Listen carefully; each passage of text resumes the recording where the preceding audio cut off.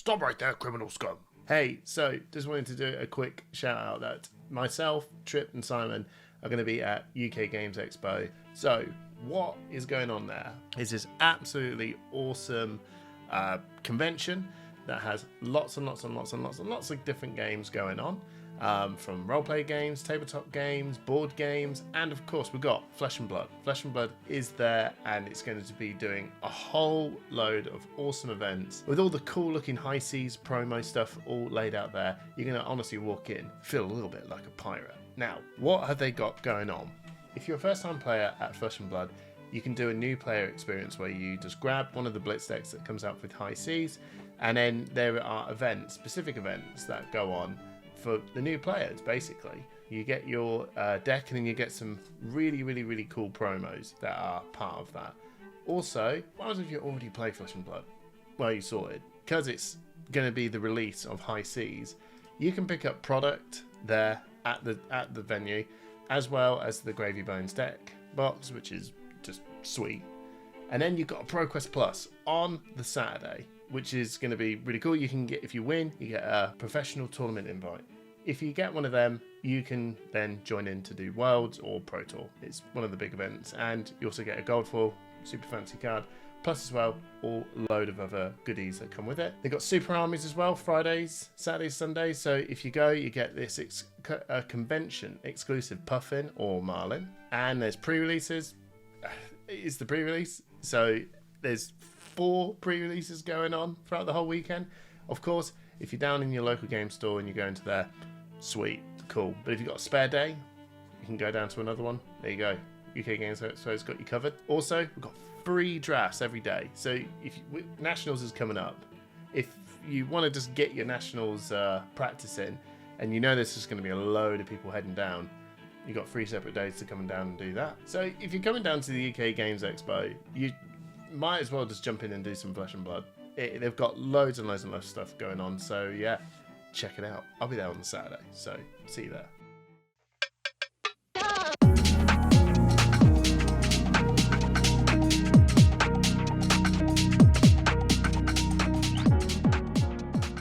So Bryan, last time we met, jet lag free. You said that when you came to the UK, it's a great place to come to, amazing Pro Tour event, but in a location you couldn't find anything more physically draining due to the travel. But it's good to see you. It's true, man. I've suffered from jet lag twice in my life. Otherwise, I'm like fine with it. Both times it was in London. Yeah, just something about that time zone wrecks me. So well.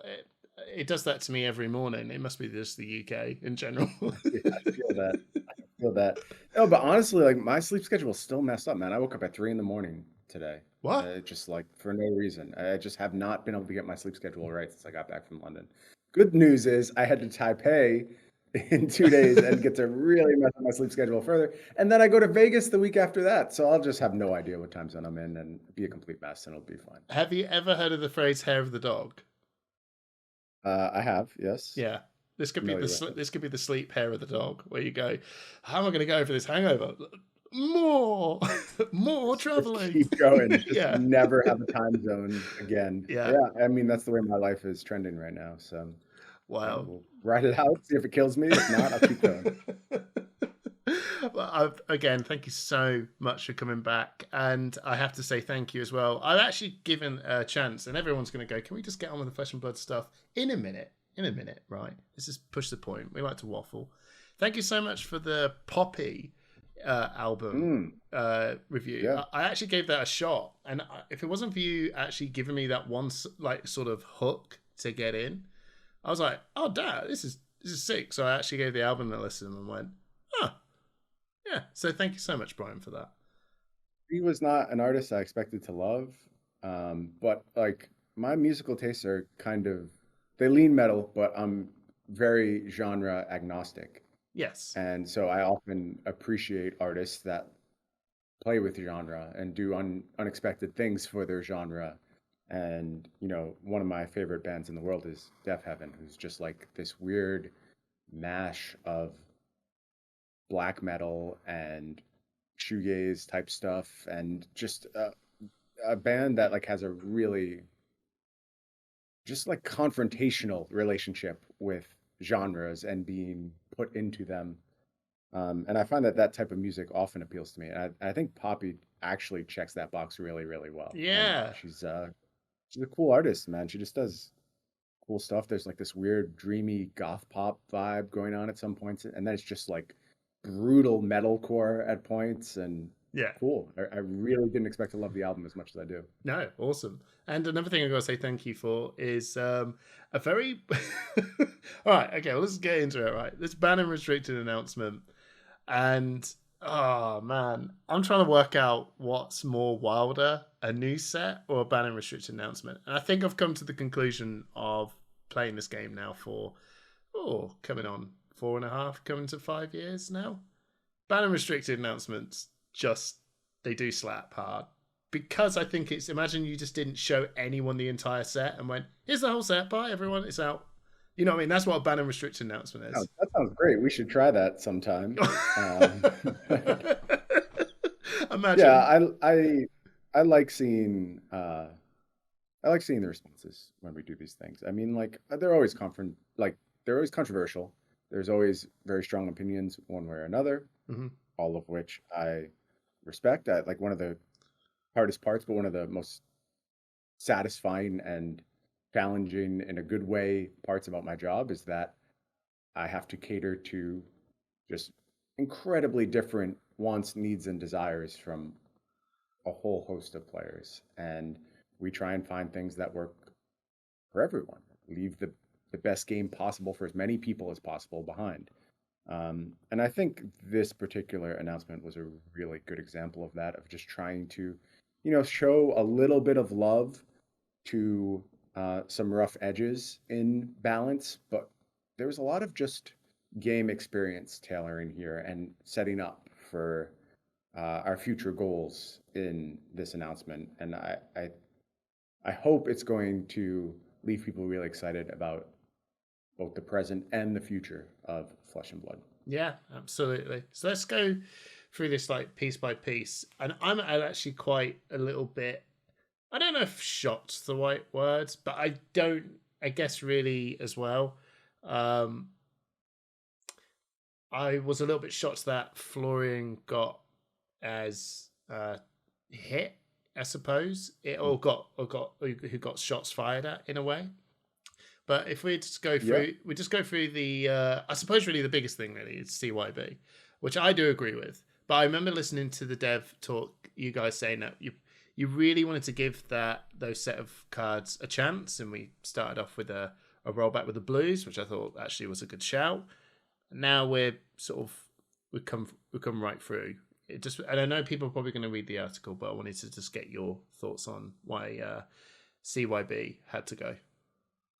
Yeah, I mean, I think we gave it a fair chance. We gave players time to, alter deck building around it and adapt to it and learn how to play against it. And I think it was in a fine place balance-wise. I don't think CYB was really doing any balance harm to the game. No. People didn't like it. Like that's agree. what this comes down to.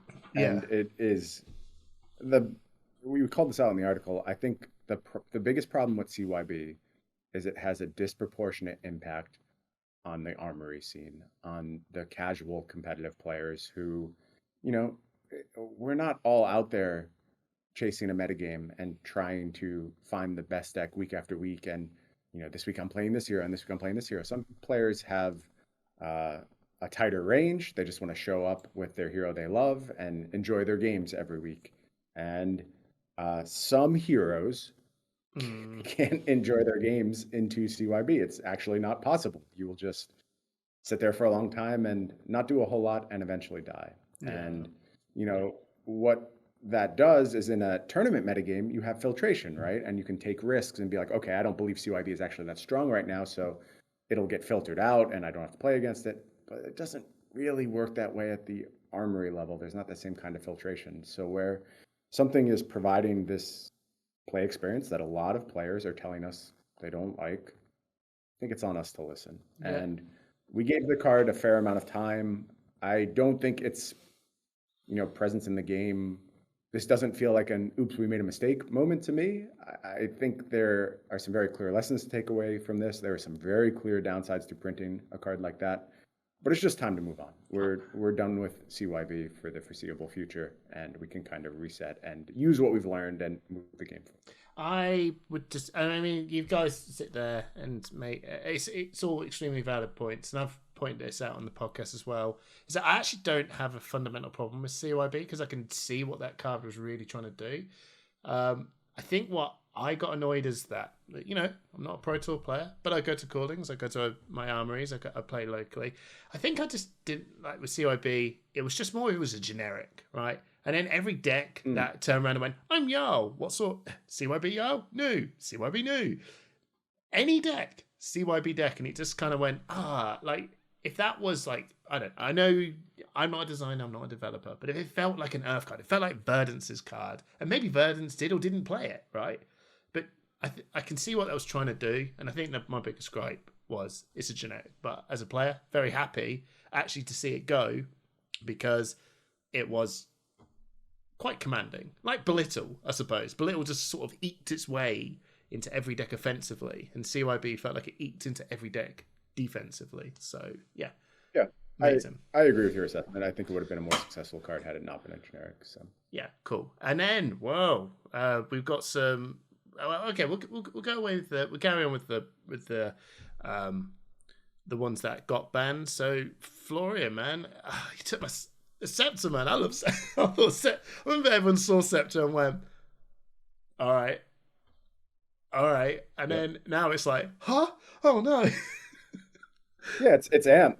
It's the same problem as freaking Aether Vein, a mechanic that didn't exist when the card was made. And yeah, I just think the guessing game of Scepter or no, and how differently you had to pair for those archetypes was getting Florian some free points all across the board. And make no mistake, looking at data, Florian was the best performing deck this ProQuest season, and that includes looking at Aurora's data. So in the past, would I necessarily have rushed to take action against Florian?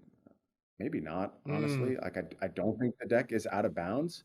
But as we got into in, our discussion of the change of the LL points a little bit further down the article, I just want to be more active with the ban list. Like, there's no reason that we have to let a deck that has established itself at the top of the metagame stay there for the rest of its life until it hits LL. We can bring it back down. We can build it back up. And as I mentioned, there's already kind of a process with Florian being built back up. In High Seas, there is a really, really good Florian card. And I think if that card was not present, we probably don't ban Germinate here. But with that card and the way it interacts with Germinate in particular, it was just not the world we wanted to move into for the High Seas release. It's almost like it feels like the Needles ban. When you banned Needles for Hunted, because it was Ira and all these other cards.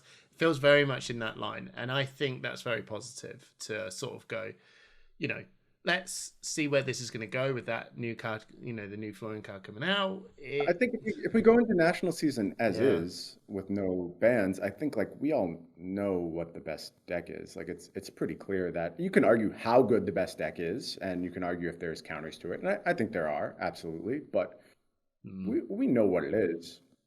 I don't know. The other world's just more interesting to me, where we have to start over a little bit with the release of High Seas. Absolutely. And then we've got a returning card. Ooh, a return with. Yeah, I didn't know if this one would ever come back, honestly, and I'm a little trepidatious about it coming back. But it is Red Bonds of Ancestry. Yeah, I'm actually hyped. Katsu's bad right now. Yeah, he's a bad hero, and we've given him some pretty good cards. I wouldn't say wild cards, but good cards, good solid glue pieces. And I think he can absorb this little buff a little bit, and maybe he's fine now. I hope so. I hope he's at least a reasonable choice, so the Katsu stands can show up with Katsu and not just feel bad about it. But we are going to have to keep a close watch on this card, and I don't know if it's here forever, but Let's give it a shot. Let's see what happens. I like it. Right. I actually when you turn around and said that card was a red, and I think you did. I think you've done literally the right thing. It feels almost like Zen was the star though. So, Autumn's touches and all this sort of stuff. We got poor old him. Like, yeah, no, don't worry. He's gone now. Zen's gone, right? So it really did feel like a good card to put back in, because I've got 2 podcast hosts that absolutely love Katsu. And when you put it down to just a red, effectively it felt like, well, you made it a majestic. You made a red majestic that had dishonor, right? Even though it's not, I know, but you've only got these 3 copies of, and it feels like a majestic, and it has that power of one. And I feel really happy to actually see that card come back and I'm just automatically thinking of Katsu. I'm not sure if Syndra's going to start using it, or Fi. Maybe not. But I think for the love of for all the Katsu players, this is actually really cool and really good to see. And I like the fact that you just said we're going to keep an eye on it. But Dishonor, man, Dishonor is such a cool card. It is. Yeah, and it is. Katsu's a cool hero too, and like I say this a lot, and I'll say it again. Sometimes I lean into it too much, yeah, and I right. play the joke a little bit too much. But like, we don't hate any heroes. We want all the heroes to be able to do cool stuff, and we want to give tools to all the heroes. And Katsu certainly falls in that group, and he has taken a brutal amount of splash damage. Yeah.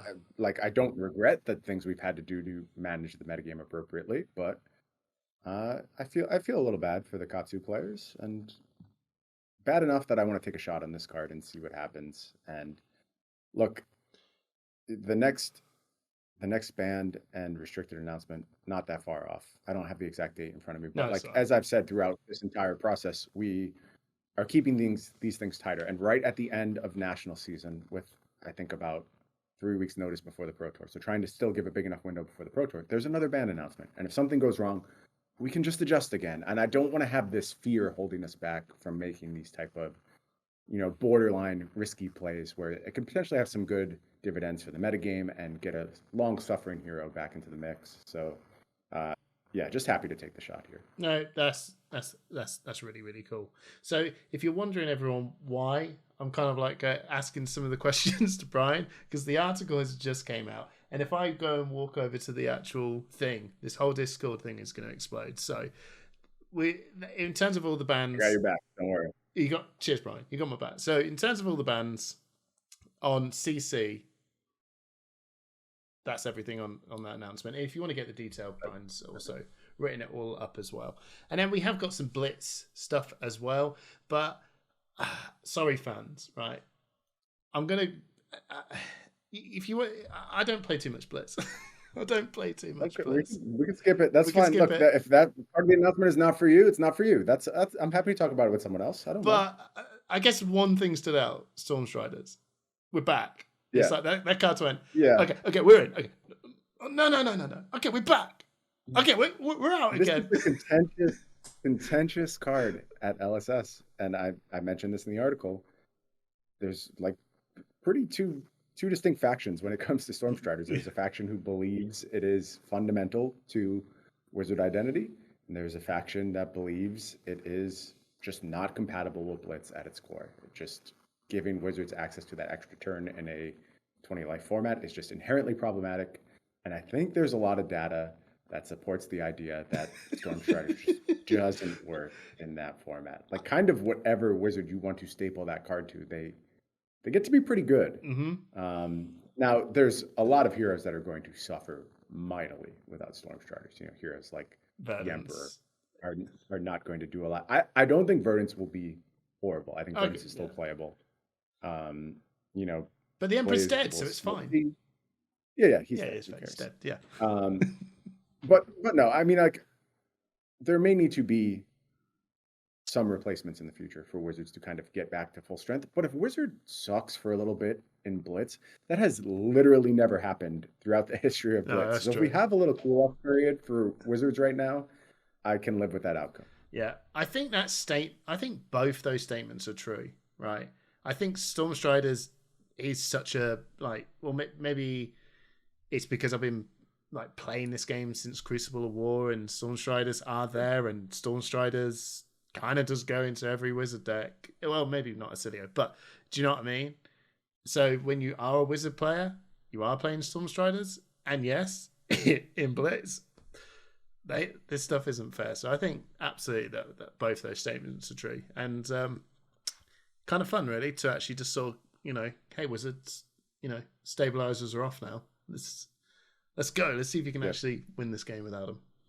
Yeah, we'll take some time and see if there's some tools maybe that we can give back to Wizards over time that have been on the ban list that are really like paying the cost for Stormstrider's existence. But again, I don't feel the need to immediately rush into that type of scenario, and I think it is okay if Wizards have to work a little bit harder for a little while. Nice one. Okay, and now we're going to just touch on the Living Legend. I do really actually like this format now after playing Battle Hardened with it, and man, no surprise whatsoever, man. You got my boy, my Chain.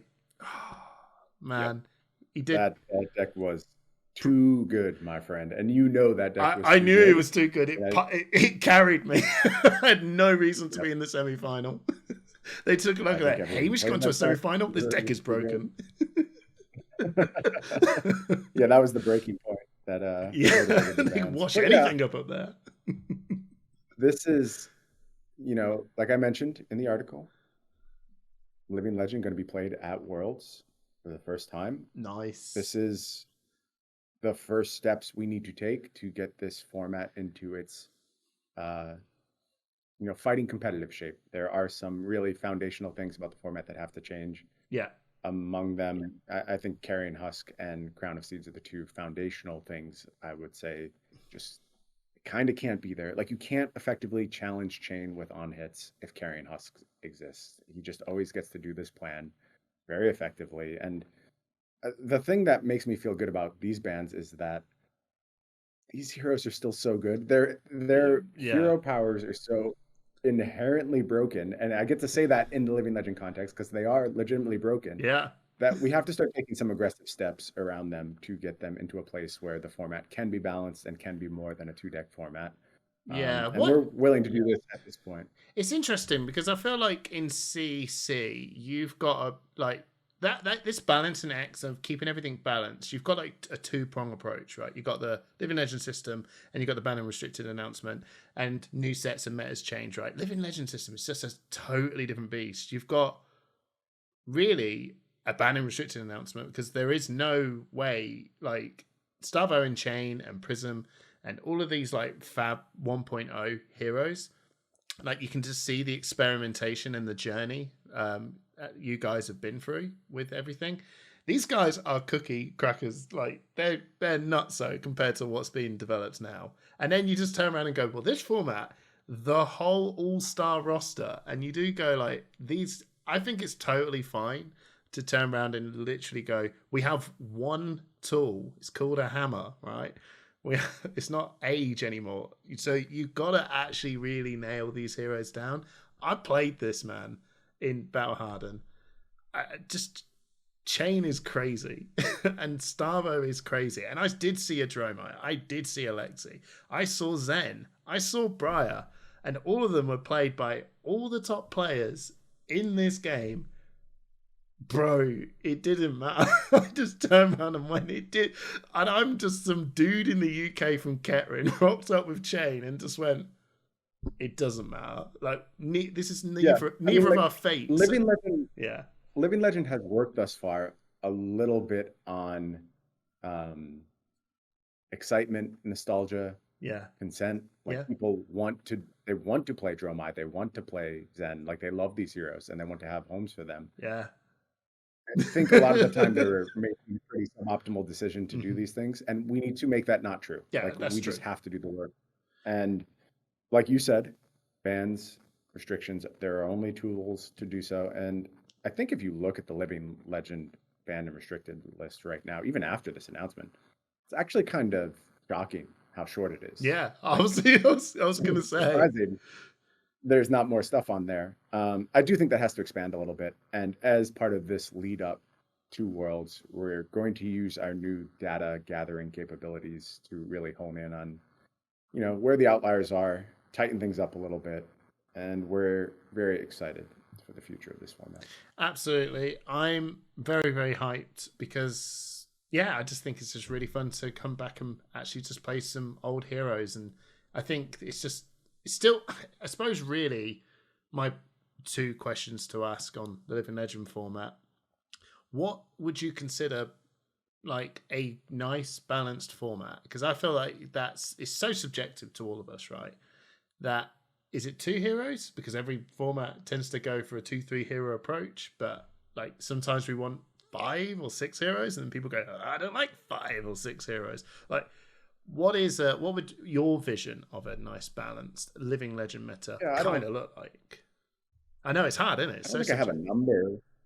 Yeah, I don't have a number that I would present where I say, oh, if this many heroes are good, then the format is fine. I just want there to be reasonable choices to make. I want you to be able to say, oh, I think there's going to be a lot of chain in this meta game, so I will play Lexi because this is a deck that can counter chain. Yeah. And I don't think that was true. I just don't think anything countered chain previously. Like there needs to be meaningful choices, and even things like Starvo. It's like, can you play Dromai and punish Starvo? And I think people talked themselves into that idea for a little bit. But it wasn't actually true. No, true. But then at the same time, it's really hard to actually gather that data. I actually, when I played through that format, turned around and went, you know what? I actually think Dromai, and I might be wrong here, but that hero did spook me. Now, it didn't matter because everything was red and I have Cole. So, but that hero does get spooky, like really, really quick. So all these heroes can do powerful stuff. They all you just need to kind of make some windows for them to be able to have a presence in the game. And Chain was really good about just saying, you don't get to play the game, and Starvo gets to do that as well. Yeah. But they do it with proactivity at the same time, right? And that's where you get into some trouble. Yeah. If there's a heavy disruptive deck, like say a new will take time to kill you. If the disruptive deck can also kill you in 2-3 turns, you start running into a pretty big problem. Yeah, so. Seeing Cole getting restricted shots, absolutely no one. By the time I'd done the whole event, I walked onto the train and went, it was a nice run because I'm never gonna see this again. But and it wasn't surprised to see that restricted. The amount of times that card turned around and went, Zen, you hit me. You have one more card left. Cool. And well, yeah, he just and then he goes, you just banished my Art of War that I was going to Arsenal, and I went, yeah, and I banished effectively nothing because the card's just there and I just play it next turn. Yeah, so absolutely 100%. But I'm sad, Brian. I'm going to go on Twitter. I'm going to tell you why you've ruined my deck. Yeah, you and everyone else, man. Just join the queue. Right. Okay. Cool. So there's a lot of the article about the Living Legend points. Is there anything you just want to sort of talk about that on that front? Yeah. I mean, we alluded to this when James and I did our dev talk that we wanted a pretty big systems change. And this 0.5 multiplier in the first year, it just gives us the breathing room. Like it gives us the space to make a powerful hero, to learn a bit about how the public is engaging with that hero, adjust as we are with Florian right now. Like Florian's going to move into this 0.5 multiplier place, right? If it was not for this adjustment and the ban list on top of it, Florian's probably gone at the end of national season. I know that's it's just not the world I want to live in. It's too fast, man. You need to be able to know you're going to get to play with your heroes for a little while. 100%. This 0.5 multiplier will do that. Hopefully the 1.5 multiplier on the back end for the heroes that are around for 2+ years just adds that little influx of points we need to kind of keep the system moving along. There's a lot of heroes that they kind of stall a little bit when they get to the end here. I'm looking at the Azaleas, the dashes. Yeah. If those heroes were gone, 6 months ago, that's fine. They had their time. All these Arcane Rising heroes have been around for so long. I don't think you can really feel bad about that.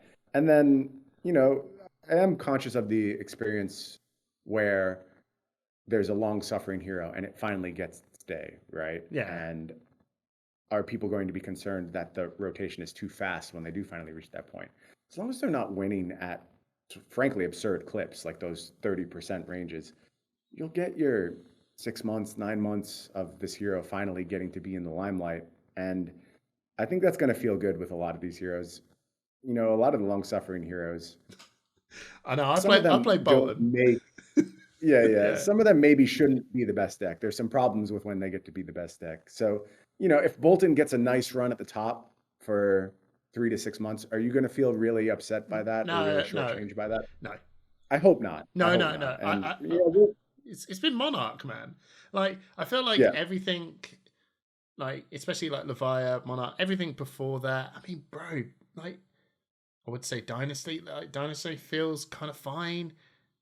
Yeah, like, I'd say even if we started seeing people in heavy hitters go, like, I think heavy hitters is like that point where you go, oh, did Victor LL or Kasai LL? You'd be like, yeah, it's fine.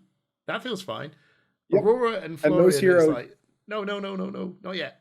End of the year, next year, maybe. Those heavy hitter heroes, though, they're not that old, actually. No, I know they're not. 16 months old at this point, right? Yeah. So, but you're right. If those heroes started to go, I would be like, yeah, that kind of feels like that's a reasonable range. And I think with this system, the best heroes are going to start to go in that kind of range. If, Victor had been one of the best heroes since the release of heavy hitters and we were under this system, I think he's getting ready to go right now. Yes. Which to me feels right, especially if we're adjusting him along the way and he's just not terrorizing the format for that entire year and a half, which, again, I just keep emphasizing this messaging. Bans are our friends. They are an important tool. They are not something we should fear. We do them with the expectation that we leave something solid behind, maybe not the best deck behind, but we try to leave a really good shell still behind in these scenarios. And I think these small adjustments just get us the type of length we want to have for these heroes and keep them in healthy places. So these two systems working with each other, the Living Legend system and this new approach to bans, and not even necessarily using these windows all the time. And I want to be clear, with more ban announcements, you might have the perception like, oh, things are just going to get banned every single time. That is not what I want to set up for. But I do want to have the flexibility to do so and not be like, oh, this feels bad because it's off cycle or it's unannounced and it's emergency banning. I just want to keep those windows open all the time to adjust appropriately. I still think, though, we're going to, a lot of the times, just be able to proceed and let metagames sort themselves out in a lot of instances. That's very reassuring to hear. Massively reassuring to hear. I think all of us know that you want to be able to have your toolbox open and ready, but at the same time feel confident that it's not just going to go, oh, this is good, time to tweak that. It's like, yeah, that one won, but it's not obscene. Do you know what I mean? It's not. It's fine. The things are fine. We've got more data than ever, and I'm looking for outliers. That's the type of things we're looking to address, is when do things actually get out of balance? Not only, it's not only the perception they're out of balance, because it's very easy. You can think about how many things have been perceived as the best deck or problematic that really weren't. The data didn't actually met that out. I think a really clear example of that, and boy, are some people going to be mad when I say this, is the assassin class, which, if you listen to a lot of people, is a scourge and a terror.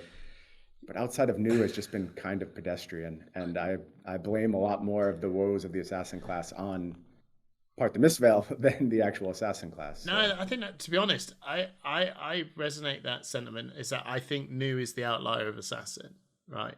It's like, it's almost just going, oh, Guardians are awful. When Starvo was about, I'm like, no. They're fine.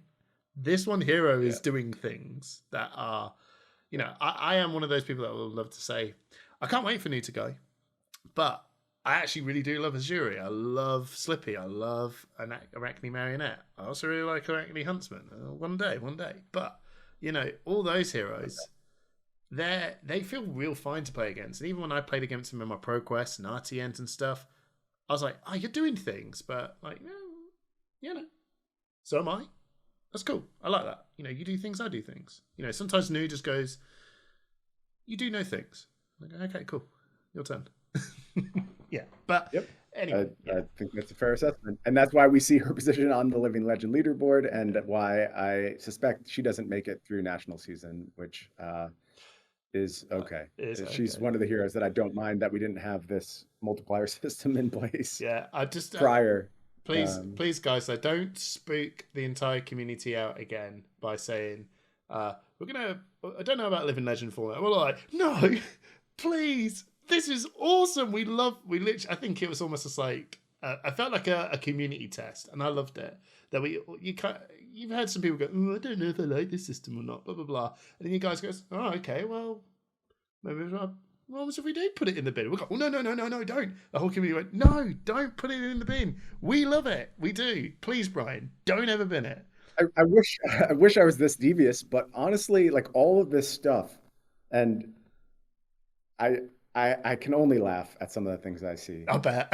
All of these discussions that we have are just about like, let's just like literally the discussion of should we talk about this is like, well, would you like the game that you were playing? Would you like the heads of that company to talk about it? To me, the answer is yes. That's what we debated before we went out and did the dev talk, where we talked about the Aurora mistake that Yeah. people then accused us of fabricating. It's just like, What? No.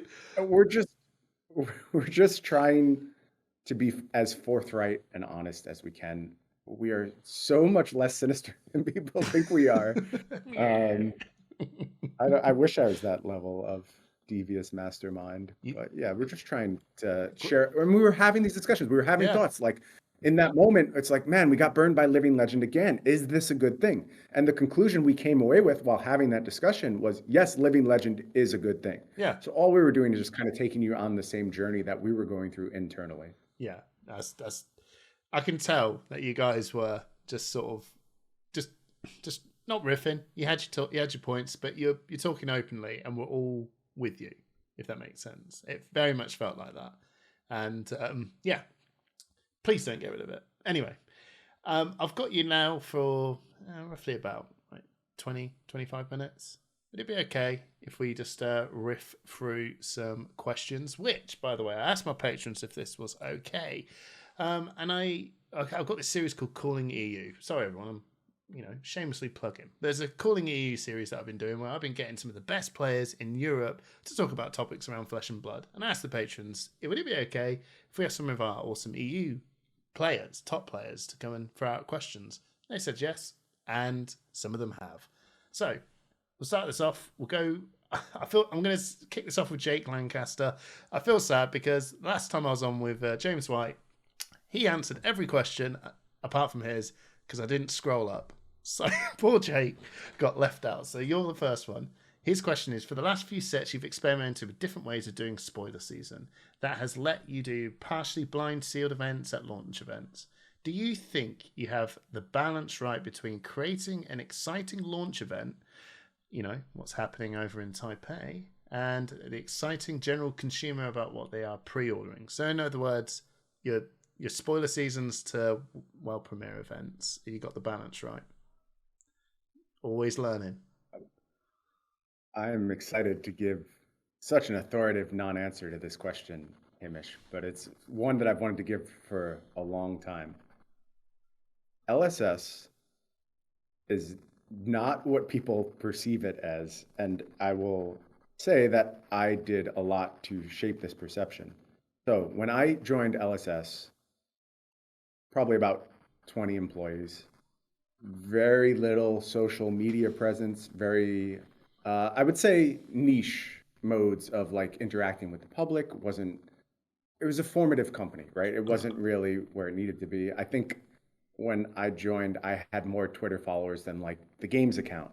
Yeah. So being like active on Twitter with the game was like exposure. And I was actually the best source of PR and putting stuff out there at that point. And what that meant was I kind of became the face of a lot of things. Now, to be fair, I was involved in a lot of things as well because the company was small and is still looking to fill all these really important roles that hadn't yet been filled.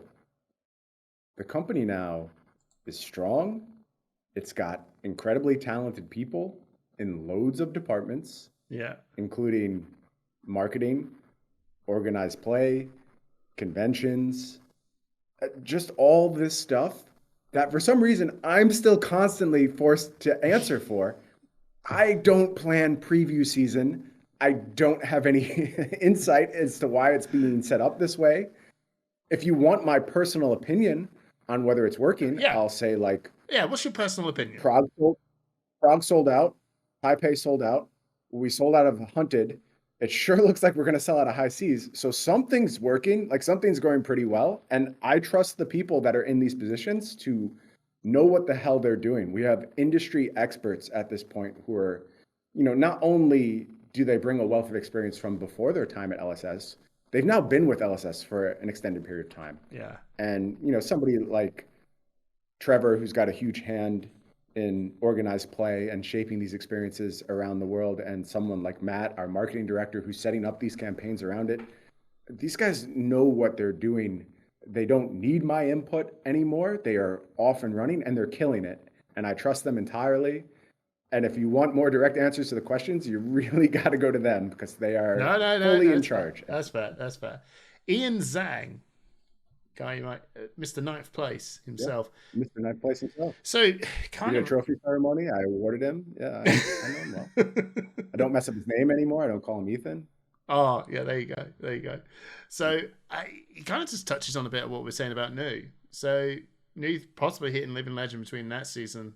A huge meta shake-up in between Nationals. And he's heard people say that they're fine with Living Legends between ProQuest and RTNs, but Nationals feels a little awkward. What's your thoughts on that? On the new Nats mid-go season? I have to say, well, as he said that, I never actually considered it and went, oh yeah, I've never seen this before. So yeah, thoughts on that, if there is any. I respect the opinion.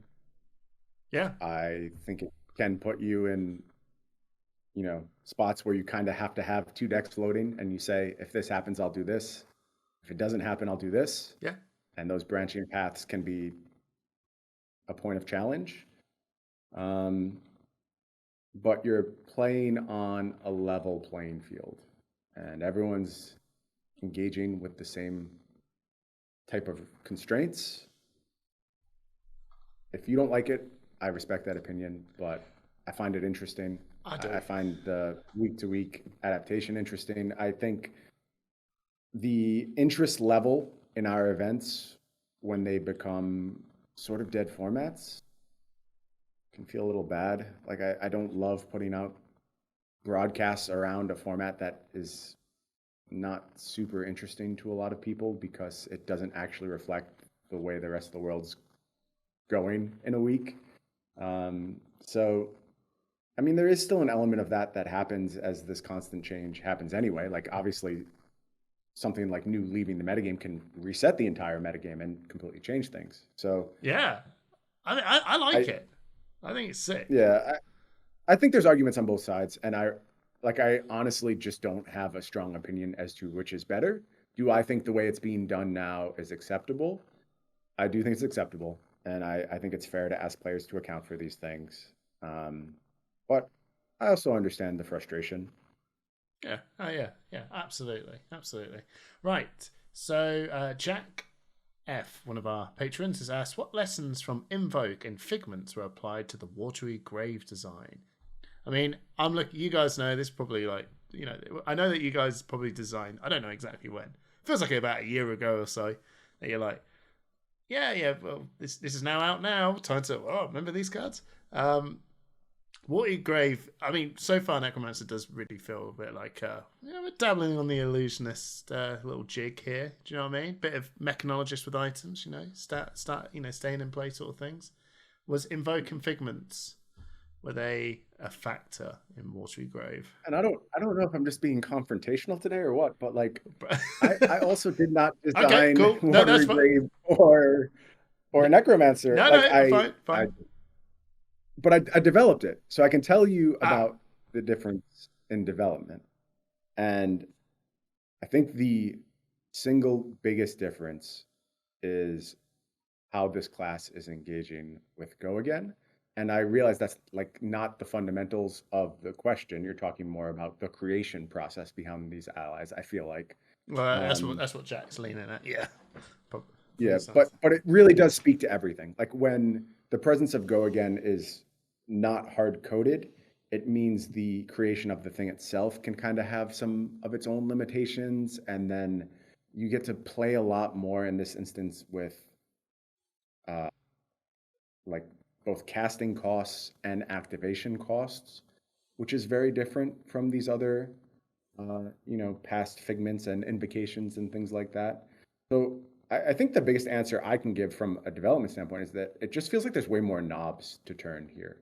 Whereas the other stuff, once it existed, it kind of just freely did its thing. I mean, I guess like the figments do still have their activation costs once you get to those allies, and that element of ward sort of changes things a little bit as well.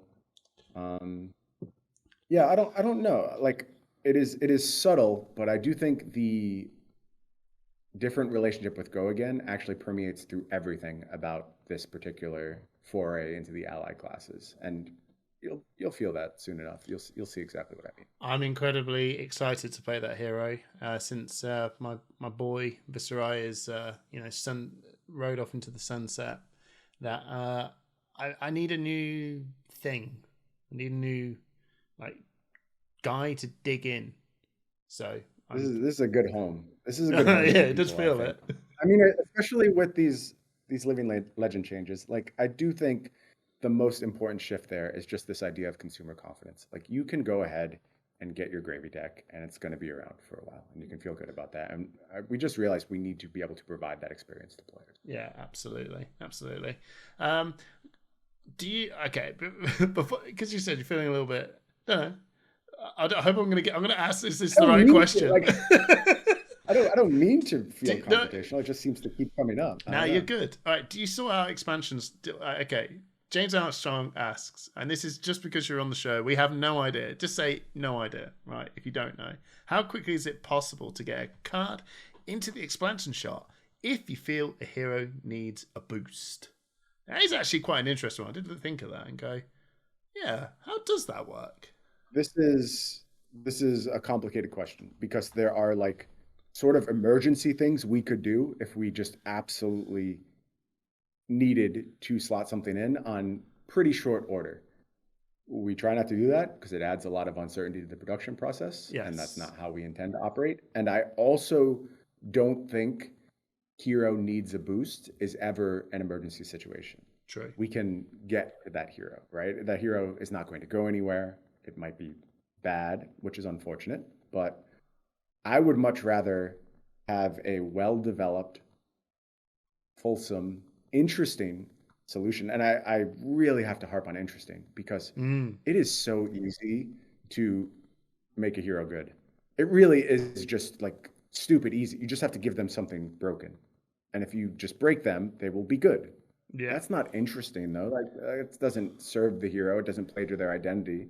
So it's always a question of how do you preserve identity? How do you make it interesting and make it good? And that is often a very complicated question. But we work on it and we work on it in the background. And it might be, we're working on Arachne Huntsman cards for 2.5 years now, and we just haven't gotten it right. So you haven't seen anything. And you're just like, well, they hate Arachne Huntsman and they will never make anything for the hero. And maybe it's a challenging hero that we can't quite get right now, but that doesn't mean we're not working on it behind the scenes. And I would so much rather come to the table with a good, well-developed answer than something that's like kind of a half measure. Perfect answer. Now, do you want to ask me about the Max Armory deck? Is that the next question that comes on the back of that? Or? No, mine's the Bolton one. No, I'm joking. Okay. I'm joking. So, all right. Next question, because I'm really sort of conscious on the time. And I know everyone's going to go, well, you're waffling on. I know. Right. So Dyson has asked, we all know that there is a development lead time on a set design, but has a meta ever caused you to go and alter a card closer to the release date after you've already considered the set done? So, yeah, like you go, oh, okay, watch the menu. You go, ooh, okay, maybe that card's a bit too good next year. Absolutely. Cool. Absolutely. That happens, I would say, fairly regularly. And, that sounds like maybe a bit more dire than it is, but oftentimes when we're making decisions in the course of core development, we go to the table with like, all right, this number has to be a 3 or a 2, and I'm not confident in either one. So let's make our choice, and we're just going to have to see what happens, and hopefully, either 3 or 2 is correct. And then we make the choice and we go, okay, we're going to go with 3. And then we watch the real world a little bit and we go, let's go with 2 instead. And then we just change to a 2. And, so much of development is changing 3s to 2s and back around again. And we know where we're playing on the margins and making really close calls. And sometimes the real world will push us one way or another in those close calls. I know, sorry, patrons, but I've actually just found, I've got something to ask on the back of that. What would you find more exciting, people, when the card comes out? A card being too, like, pushing it too good, or a card just ignored? Like, just... I mean, I will always take the card that's too good. Yeah. I think like sparking interest and sparking the desire to play with something and the desire to be like, oh my God, I can't wait to see what this does. That's so much better than going, garbage. Like, that's just not a response that serves anyone. And like, no, so I would always turn around and go, too good. The number should be 3. That would always be my argument. Number should be 3, or maybe 2. But everyone would turn around and go, 2. Next. 3, play. You know what I mean? Ban layer. I think sometimes as developers, we move in waves with those things where we just kind of get in this mindset where we're pushing a lot of things to be 3s instead. And like, I can just kind of give you a progression. Yeah. Late in heavy hitters, there were a bunch of 2s that got changed to 3s, basically, very late in the process. That's cool. And then heavy hitters comes to the table and is like pretty well received and still safe, and it doesn't destroy everything. So then we come around to Part the Mistveil and we go, yeah, we can make some 3s. Let's keep some 3s out there. Let's make it 4. And, why not 4? 4's in range. And things went a little different. Mirage, was it Mirage? He shows up, bro, I've got a 5. No, put it in. Yeah. No, that's fair. But it is just like constantly that balancing act. Yeah, no, that's fair. Okay, right.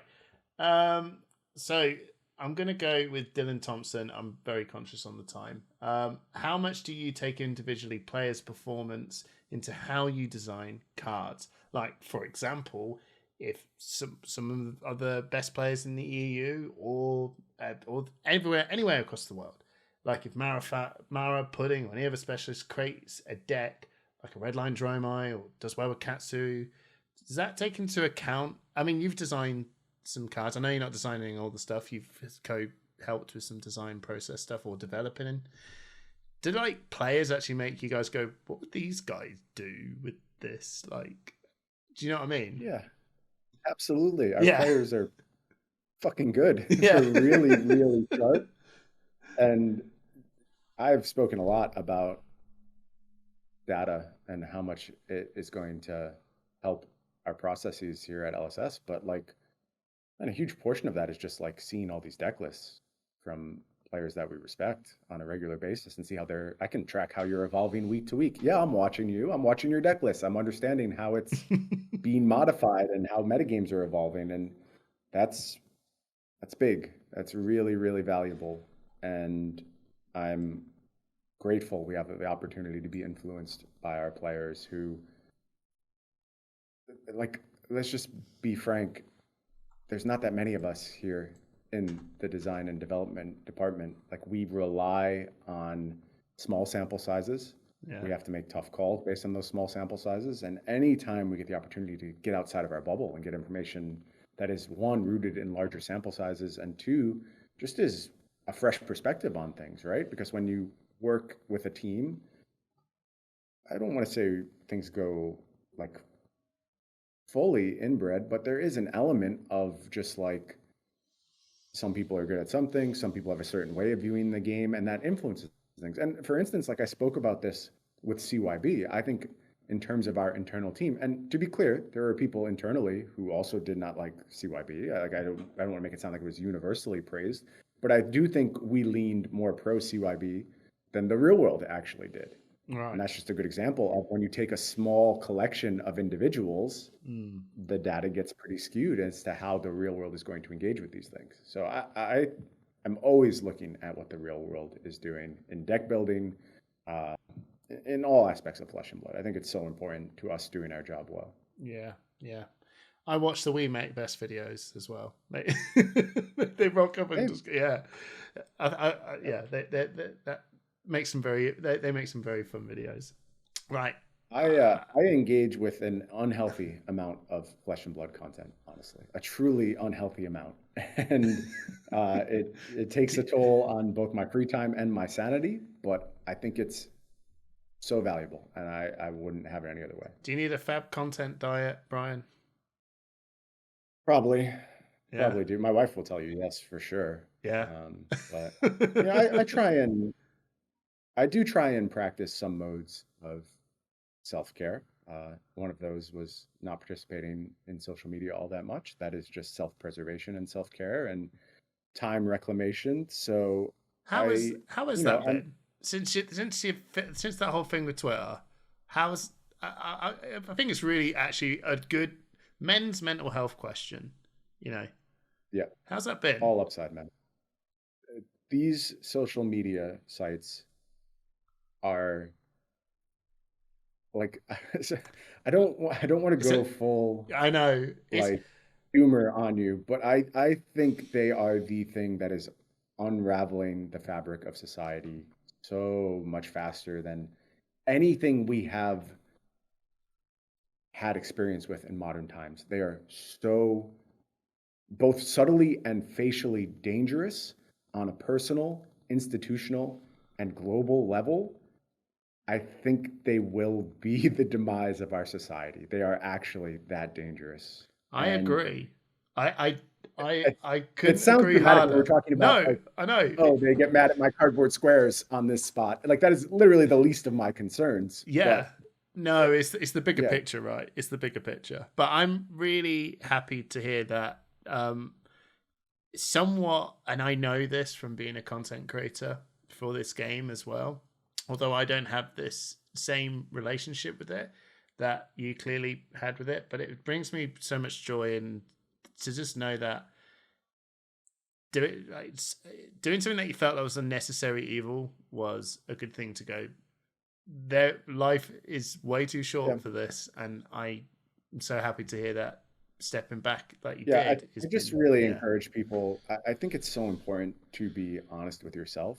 Mm-hmm. And I think my my core philosophy in life is like always about seeking and creating happiness. Like to me, that is the most important thing. That is why I was put on this planet to seek my own happiness and create happiness for others. That's always my driving principle. And at some point, I had to stop and say, I think I am both making myself unhappy and actually just creating unhappiness by being present on this space. Yeah. And I didn't want to be part of it anymore. And it's so hard because it is such a valuable tool, man. And that's why I can't go like full, I'm completely gone. You'll see me, I still pop up like very, very rarely. But I'm not in the day to day. I'm not answering questions on there. It's just sometimes I feel like there's something I really have to communicate. And this is still the best way for me to speak to as many people as possible at once with as little friction as possible.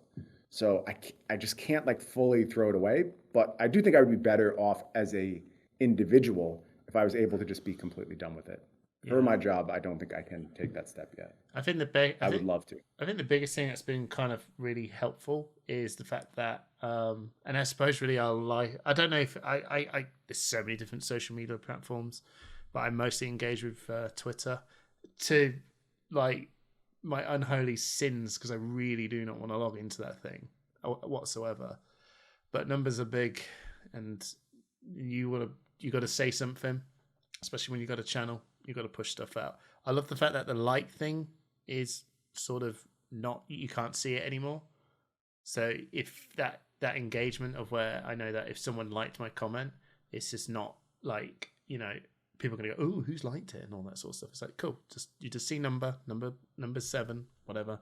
But to me, I like the fact that there's anyway. You're right. Social There's media so is many awful. rabbit holes.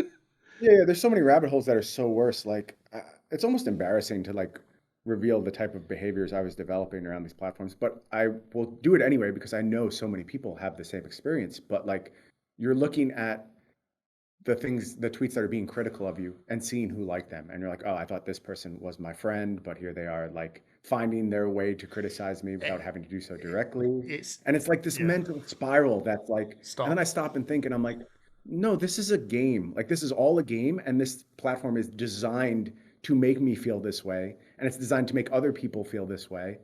And like, I just don't need to be doing this at all. And I feel like, maybe this is patting myself on the back, but I feel like proud of the way I am engaging with it now because it was such a I let it be such a part of my personality for so long. And it was a little jarring to not have that source of, both conflict. Yeah. But let's be real, I also derive a lot of like ego and praise from that same space, right? There's plenty of people who are saying what a good job I'm doing, and like you love it, that you get your little likes and you're like, oh, there's my dopamine, I'll take that. Yeah. And to deprogram from that a little bit, it was even more eye-opening. Like my eyes were already open to the dangers that were present in these systems, but once I was detoxing from it a little bit, and I use the word detoxing very carefully, as somebody who has detoxed from very many problematic things in my past lives and done so successfully, this was almost as bad as all of them. Like there is a real addiction that comes with these spaces. So anytime anyone gets me talking about this stuff, first of all, I could talk about it for hours. I try not to, but I could. Second of all, I just really encourage people to like check in with yourself and be honest about what you're getting from these spaces and ask yourself, like, do I really need to be here? Is this making me happier? Absolutely. And for anyone out there, especially you, man, find someone that you really trust with, and please just talk. Honestly, just talk. And if there isn't, there's plenty of amazing services out there as well to just help talk through things, because social media is a bit of a hellhole. And the best thing about all of this, really, that the shining light is that if you look hard enough at these awful social media platforms, there's an amazing community born within it. It's a field of hell, but once you found your little patch, it's a cool patch, man, and there's a cool bunch of people. And that's how this all works. Dude, that's what we're all striving for. Like that's why we're even on these places in the first place, because we want these genuine connections. And I've made so many genuine connections via those platforms. Like frankly, my life as it is lived right now does not exist without social media. I couldn't be in this position. I wouldn't have gotten to here. Yeah. And social media has allowed me to do amazing things, meet amazing people. So it is with a heavy heart that I have to like acknowledge what it has become, but it brings a lot of danger with it as well. And it exploits the fact that it has the capacity to create these great things, and it uses that as its means of sowing evil and sowing discord to its own benefit. Absolutely. Oh, wow, Bryan. I don't know how we got here on this journey. We went from all this, and thank you so much, honestly. I think it's very important, everyone, that, yes, we are talking to developers of an awesome game, but we're also talking to people. And thank you so much, Bryan, for just, we took the dev and senior developer hat off and went, here's Bryan. Thank you so much for giving us a bit of you. My pleasure, my friend. It's always good to connect with you. Yeah, absolutely, man. And hope you all enjoyed this, and catch you at Nationals.